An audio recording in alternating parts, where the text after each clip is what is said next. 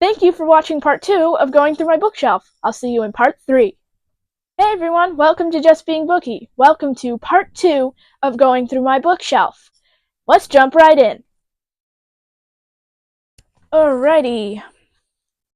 This one, Inkheart, I have also been introduced to through audiobook first, and the accent is beautiful. I love the ones with an accent, especially fantasy because it just fits so perfectly with the theme. But yeah, Inkheart. And I was going to listen to the second one, Ink Spell, on audio as well, but the narrator is a different person, and I think that would ruin it for me if I didn't hear it in the same voices that I heard before. Because then it would just get mixed up with one voice for a character in the first book and then another voice for the character in the second book, and I don't like it. And this one is called The Dragon's Pearl, and it seems pretty interesting. Like, it's like an expedition, I'm assuming, to find the Dragon's Pearl. I don't know a lot about it right now because I forget what the back said, and I'm not going to spend all my time reading the backs of the books yet. This one is a 3-in-1, so that's why it's so thick on its own. It's book 1, 2, and 3 of The Dragon Riders of Pern by Anne McCaffrey, looks like. And I actually like this a lot better than the singular books because the singular books are one of those fantasy books where they're like super short and like that, and I'm not a big fan of those types, but this puts it in a pretty good package for me. Look at that, we did one section of my bookshelf, finally, and there's only 4 more parts to go. More if I count those 2 cubes over there in my other shelf that I filled with overflow. Okay. Alrighty. First up, we have Kingdom Keepers. This one I have read. It is really cool. It's based on like Disney Park and has Disney characters and all that. It's not the same as what those Disney What If stories, which I have seen around, and I think some of them are pretty cool. Not that I've read them, but it's basically based in Disney Park, or is it Disneyland or Disney World? I don't know. But anyway, yeah, this one's pretty cool. One of my areas of my bookshelves, I have book 7 of the series, but nothing in between that. This one, I like the cover and the name sounds really sad, and parts of the book is sad, but it's not as sad as the name suggests. The loneliest girl in the universe. Some of the scenes in here were actually a little intense, more than I expected. But generally speaking, it's pretty good, and it's really well done. And Here Where the Sunbeams Are Green. I like the title because it makes me think of like nature and beauty. It's like a world that they come across that seems serene but apparently is not.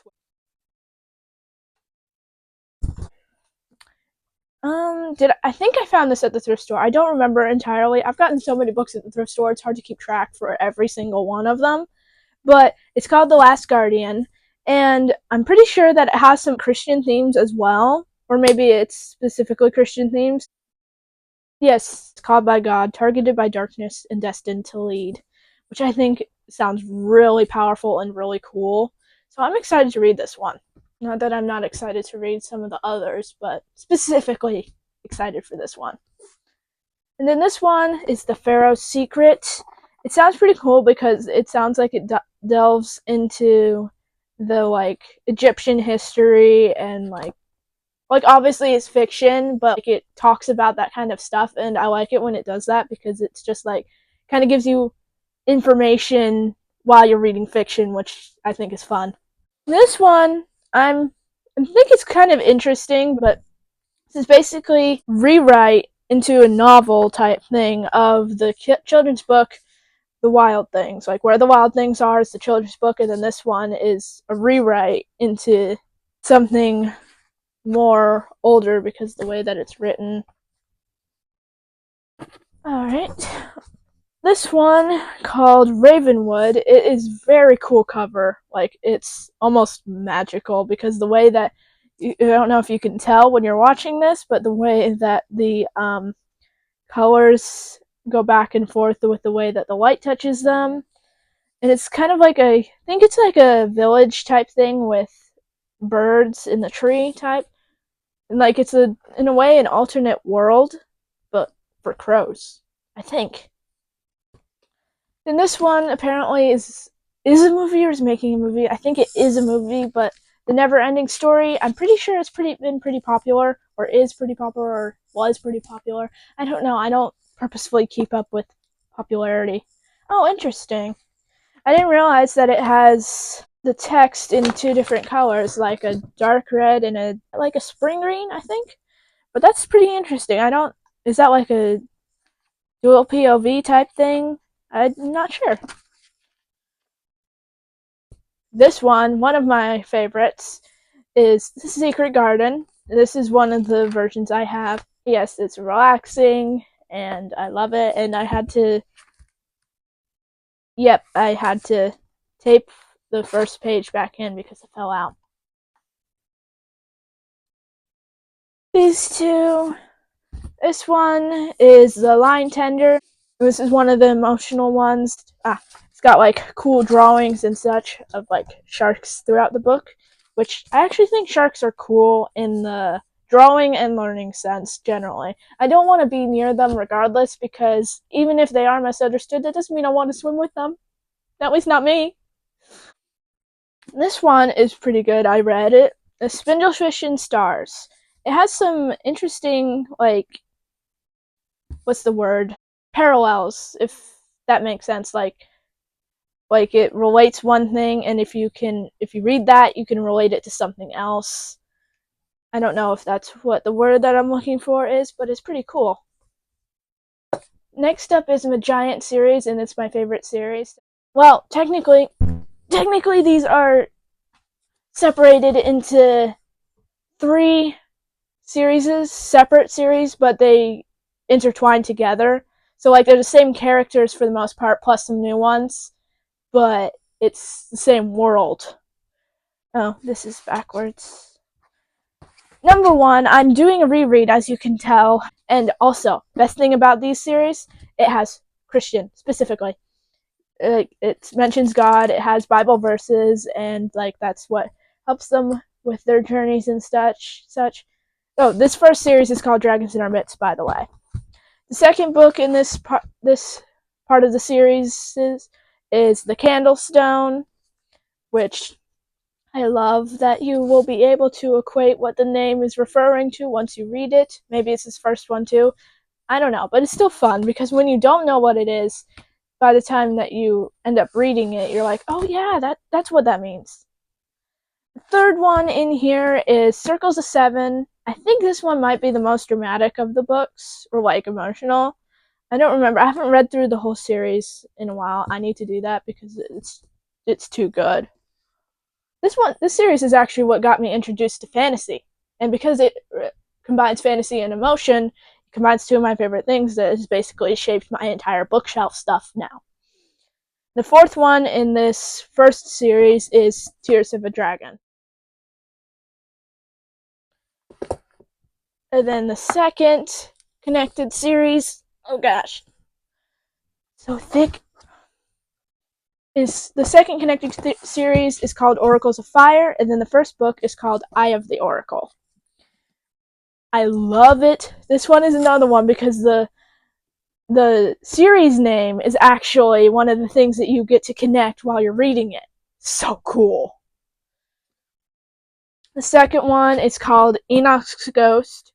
And then the next one is called Last of the Nephilim, which, if you're a Christian and you've read the Bible, you'll know that the Nephilim are actually a part of the Bible in Genesis when it's talking about before the flood. Then the last one in this connected series of the Oracles of Fire is The Bones of Machados. And then the final connected series of these books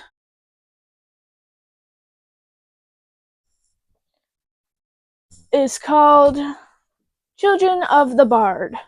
And the first one you get introduced to completely new characters originally. well, technically they're old characters, but in this book they're new. You'll understand if you have read it or you will read it.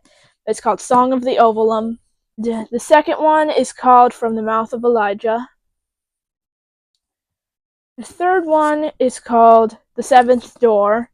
Notice the parallels between this one in this third series and the first series. Circles of Seven, The Seventh Door. I'm giving you clues before you can even read it.